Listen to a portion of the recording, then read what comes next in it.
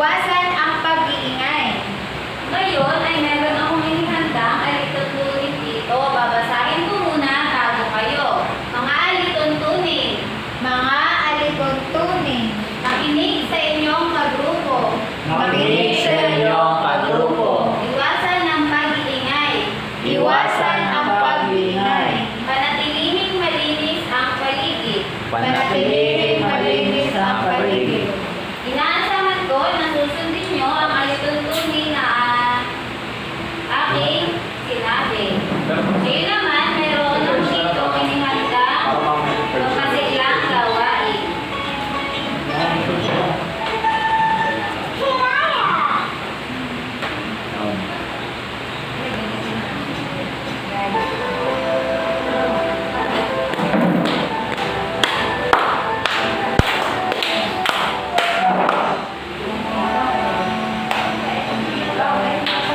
Tumawa ka.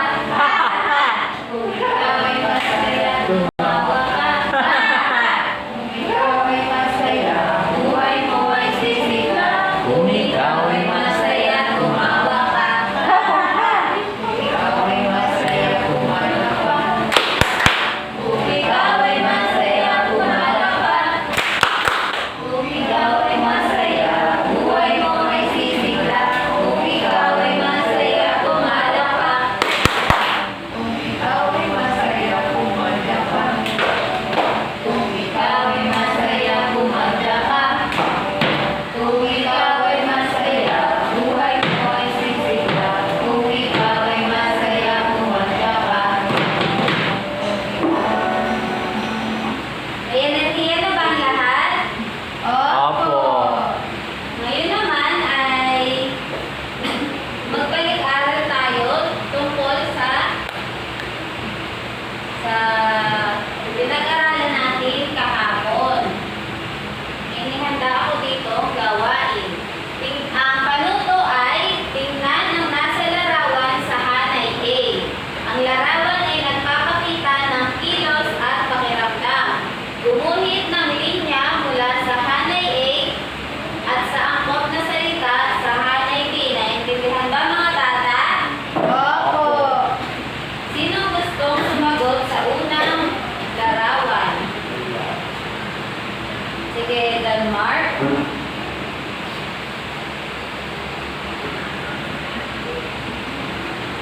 Ano kaya ang pinapakita ng nasa unang larawan?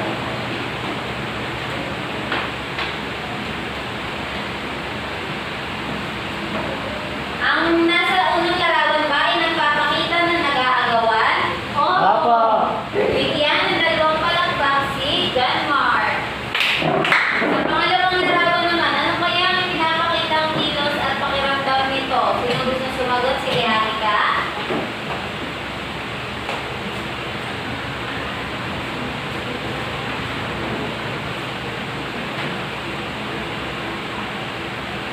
Sa tingin nyo, tama ba ang ipinapakita ng nasa pangalawang larawan? Masakit ang tiyan?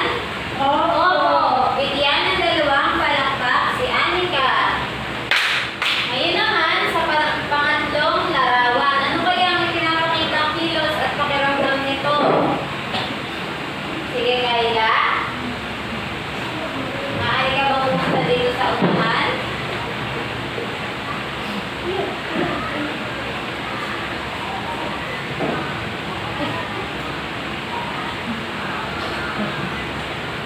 Tama ba ang sagot ni Kayla na itong larawan na ito ay hinahabol ng aso? Opo! Magaling! Bigyan ng dalawang palakpak. Sa pang-apat naman, sinong gustong sumagot? Ano kaya ang pinapakita ang kilos na yung larawan na ito? Sige, Ayla.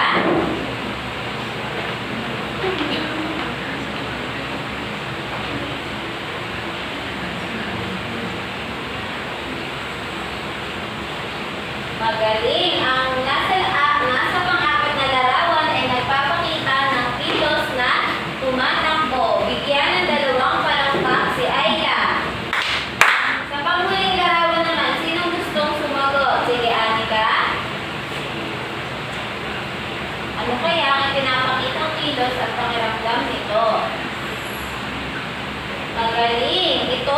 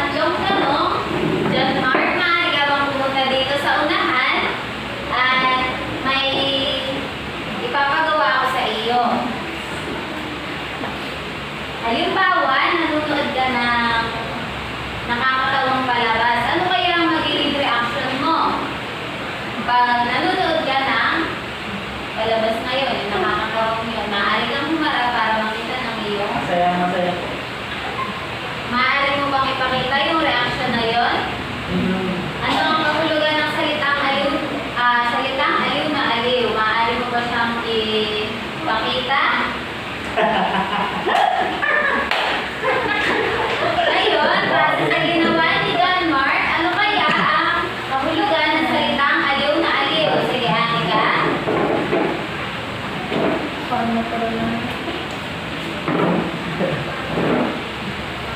Ano nga ang kahulugan ng aliw na aliw?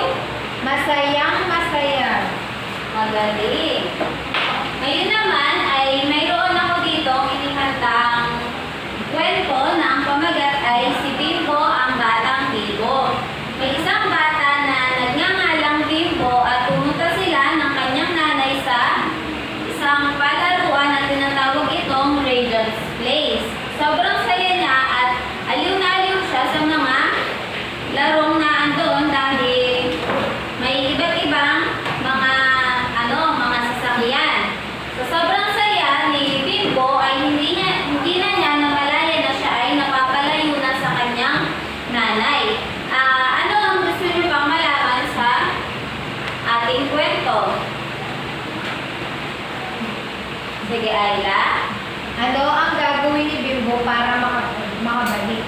Maaari ka bang pumunta dito sa unahan at itikip mo ito. Gusto mong itanong.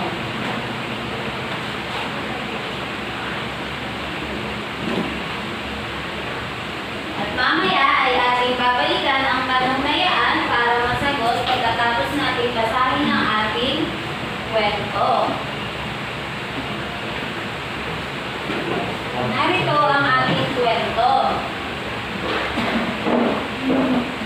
Babasahin ko muna bago kayo naman. Si Bimbo ang Batang Bibo. Si Bimbo ang Batang Bibo. Sinulat ni Adela G. Tolentino. sinulat ni Adela G. Tolentino. Isang araw, nagtungo sa Regent's Place si Bimbo at ang kanyang nanay. Isang araw nagtungo sa Regent Place si Bimbo at ang kanyang nanay. Isa itong pasyalan na dinarayo at mayroong mga nakawiwili at magagandang larong pambata. Isa itong pasyalan na dinarayo at mayroong mga nakawibili at magagandang larong pambata. Wow! Ang saya! Sambit ni Bimbo habang ito ay naglalaro. Wow! Ang saya! Sambit ni Bimbo habang ito ay naglalaro. Aliw na aliw siya sa kanyang mga nakikita. Aliw na aliw siya sa kanyang mga nakikita. Walang sawang kalipat-lipat si Bimbo sa mga palaruan. Walang sawang palipat-lipat si Bimbo sa mga palaruan. Masiglang-masigla siya habang nangangabayo, nagpapadulas at naglalambiting. Masaya siya habang nangangabayo, nagpapadulas at naglalambitin. Sa kagustuhang masubukan lahat ng laro ay hindi niya namalayang napapalayo na pala siya. Sa kagustuhang masubukan lahat ng laro ay hindi niya namamalayang napalayo na siya.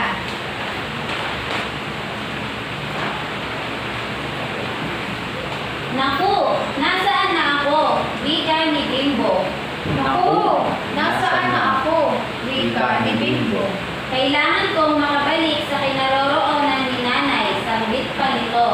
Kailangan kong makabalik sa kinaroroonan ni nanay, sambit pa nito.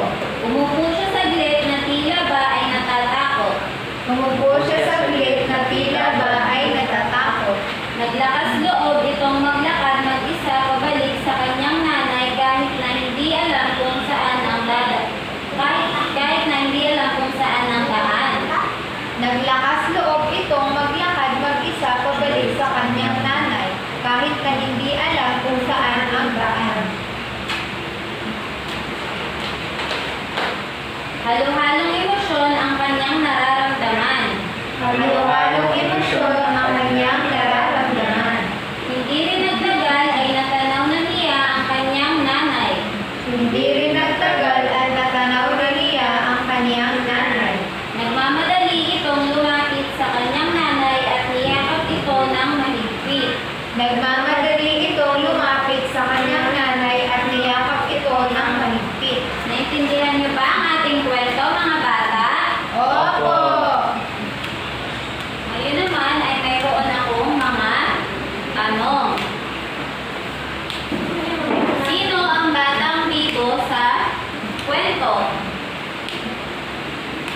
Anika. Ang ibon na tinutukoy sa kwento ay si Bimbo. Saang lugar kaya nagpunta si Bimbo at ang kanyang nanay? Sige, Ayla. Sa Radiance Place po. At ito ay halimbawa ng isang Pook pasyalan. tama. Ano ang nangyari kay Bimbo nang subukan niya ang lahat ng laro sa palaruan? Sige, Anika. Hindi niya namalaya na napalayo na pala siya sa kanyang nanay at naligaw. Paano nakabalik si Bimbo sa kanyang nanay? Sa kinaroroonan ng kanyang nanay? Sige, Ayla. Naglakas loob siyang maglakad mag-isa upang makabalik sa kanilang pwesto. Tama. At kung ikaw si Bimbo, ano ang mararamdaman mo kung sakaling ikaw naman ang naligaw? Sige, Siljan. Ano ang mararamdaman mo kung ikaw yung naligaw dun sa kwento? Matatakot po at malulungkot. Bakit kaya? Dahil po naligaw po ako, natutupan ko sa nakumapunta. Magaling. Ngayon naman ay sasagutin natin ang gustong malaman ni Ayla sa ating kwento. Ano ang gagawin ni Bimbo para makabalik? Ano kaya ang ginawa ni Bimbo? Sige, Anika. Naglakas loob po si Bimbo na maglakad mag-isa kahit na hindi niya alam ang daan pabalik. Tama. Ngayon naman ay may tila ba ay nakinig kayo sa ating kwento? Ngayon naman ay may inihanda ako ditong mga pangungusap. Atin itong babasahin ko muna bago kayo. Walang sawang palipat-lipat sa mga larong naroon. Walang sawang Palipat-lipat sa mga larong naroon. Nagmamadali itong lumapit sa kanyang nanay at niyakap ito ng mahigpit. Nagmamadali itong lumapit sa kanyang nanay at niyakap ito ng higit. Aliw na aliw siya sa kanyang mga nakikita. Aliw na Aliw siya sa kanyang mga nakikita. Hindi niya namamalayang napalayo na pala siya. Hindi niya namamalayang napalayo na pala siya. Hindi rin nagtagal ay natanaw na niya ang kanyang nanay. Hindi rin nagtagal ay natanaw niya ang kanyang nanay. Balik tayo dito sa unang pangungusap. Ano ang napapansin niyo sa pangungusap? May salita? May salita po may salungguhit. Ano kaya ang salitang may salungguhit? Palipat-lipat. Palipat-lipat.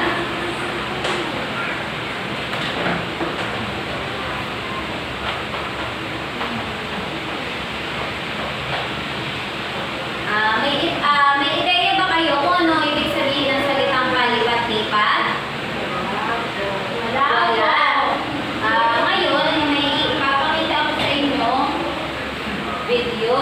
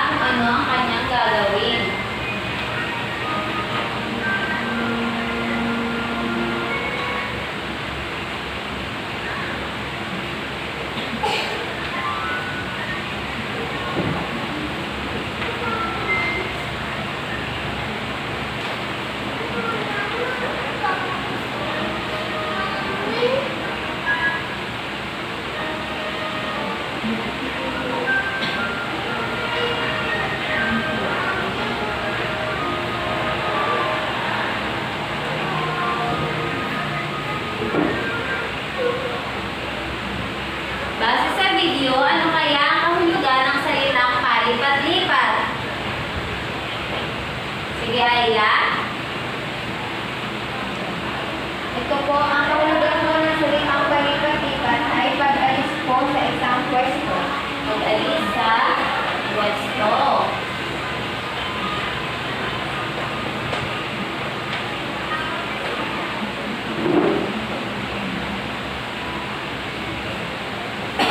Paano niyo nasabi na ang bata ay paalis-alis sa kanyang pwesto?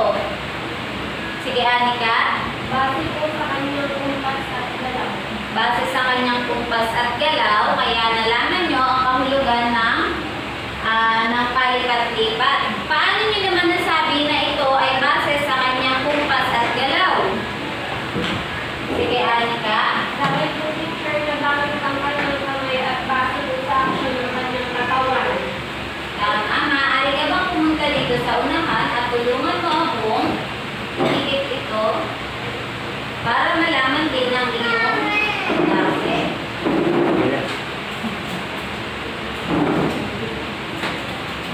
Life simple.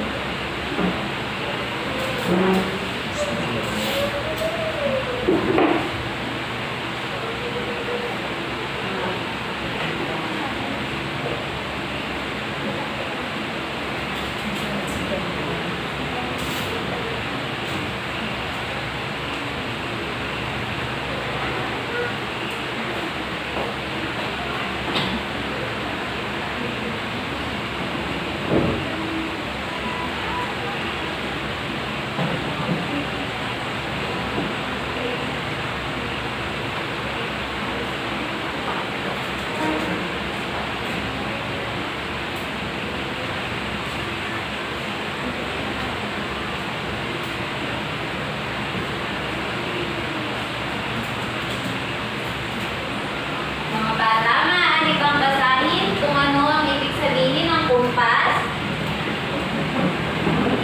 Kwas, kung nagamit ang kamay. At sa galaw naman, Galaw, base sa aksyon ng katawan at kamay. ang kamay. Magaling mga bata. Bako naman tayo sa susunod na pangungusap. Basahin nga ulit ito. Madali itong lumapit sa kanyang nanay at niyakap ito ng mahigpit. Ngayon naman, ano kaya ang napapansin nyo sa pangungusap? Sige, Anika. May salita po teacher na nakasalubong. Ano kaya ang salitang yun? Nagmamadali po. Nagmamadali. May ideya ba kayo kung ano ang ibig sabihin ng salitang nagmamadali? Wala po. Wala. Sige.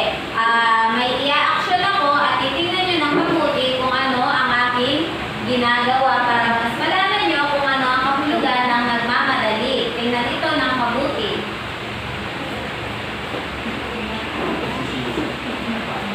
Ano kaya ang kahulugan ng nagmamadali base sa aking ini-action? Sige, John Mark. Yung Base sa aking ginawa, ano kayang ginawa ko? mabilis po. Mabilis na? Pag-kilos. Mabilis na pagkilos. Tama. Paano niyo naman nasabi na ang ginawa ko na nagmamadali ay mabilis na pagkilos? Sige, Anika. Base po teacher sa galaw na inyong ginawa. Base sa galaw na aking ginawa.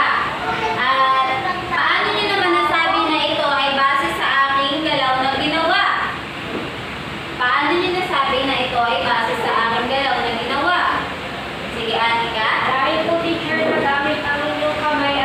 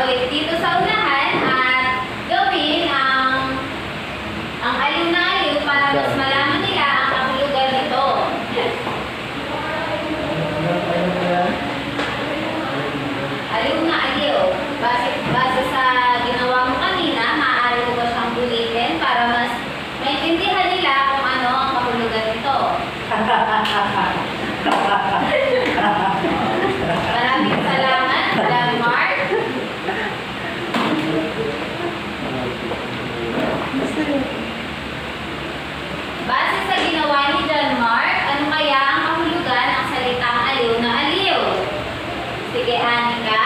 Sobrang saya po, tapos tuwang-tuwa. Sobrang saya at tuwang-tuwa. Sa tingin niya, tama ba ang sagot ni Anika? Opo!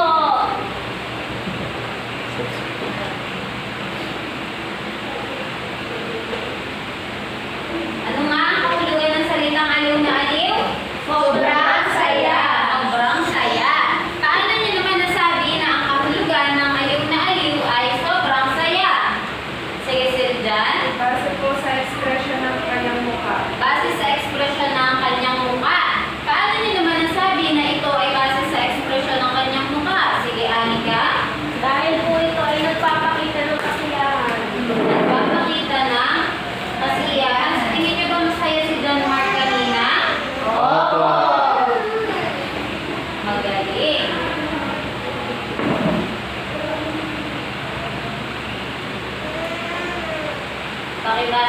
Pakibasa nga yung mga bata ang ating ibinigay. Expression ng mukha.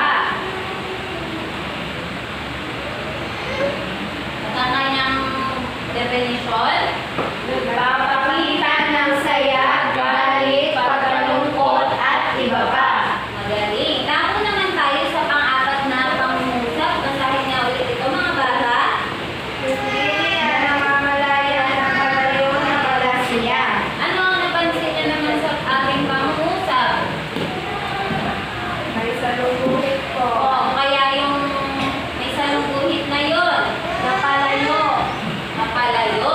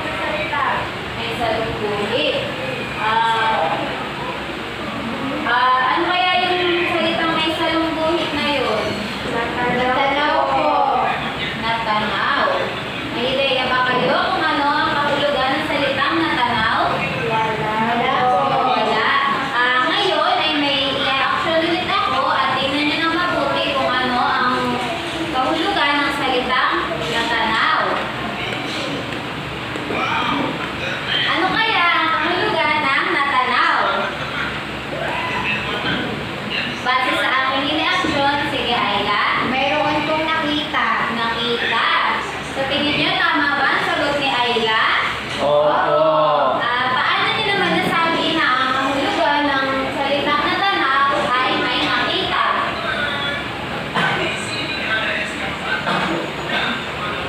Pwede kay Ayla? Paano niyo nasabi na ang kahulugan ng salitang natanaw ay nakita?